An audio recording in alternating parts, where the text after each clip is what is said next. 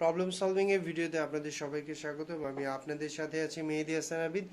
আজকের এই ভিডিওতে আমরা আরেকটি সহজ একটি প্রবলেম, একদম বেসিক প্রবলেম সলভ করব, যেখানে বলা হয়েছে যে আমরা একটা নাম্বার ইনপুট নেব।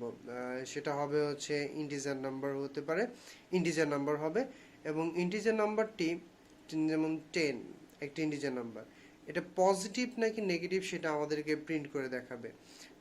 যেহেতু এর আগে নেগেটিভ সাইনে, ডেফিনেটলি এটা পজিটিভ।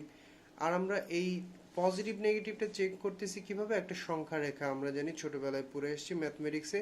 আমরা জানি যদি 0 থেকে বড় হয় তাহলে সেই সংখ্যাগুলোকে আমরা বলতে পারি পজিটিভ, যদি 0 থেকে ছোট হয় তাহলে সেই সংখ্যাগুলোকে আমরা বলতে পারি নেগেটিভ। এই কন্ডিশনটাকে ব্যবহার করে আমরা বের করব যে আমরা যে সংখ্যাটি ইনপুট নিব সেই সংখ্যাটি পজিটিভ নাকি নেগেটিভ। চলুন তাহলে দেখা যাক।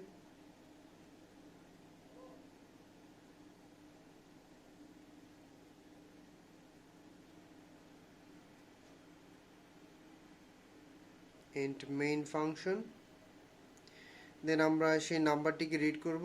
ধরে নিলাম ভেরিয়েবল int নাম্বার। আমরা জানি scanf ফাংশন ব্যবহার করতে হবে ভেরিয়েবলটিকে রিড করতে গেলে। ইন্টিজারের স্পেসিফায়ার %d, মেমোরি অ্যালোকেশনের জন্য ampersand sign, number, terminator sign. এখন আমরা চেক করব যে সংখ্যাটি পজিটিভ নাকি নেগেটিভ।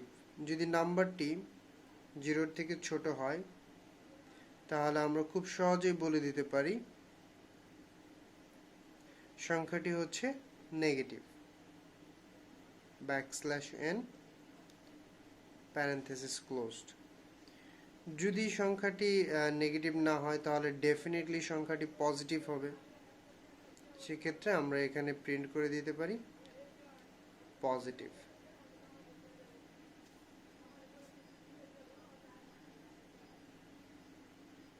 রিটার্ন 0। খুবই সহজ একটি প্রবলেম।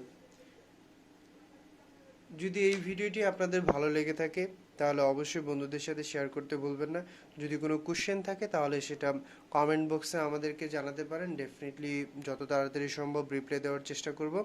পরবর্তী ভিডিওতে আবারও দেখা হবে। টিল দেন ভালো থাকবেন। টাটা, আল্লাহ হাফেজ।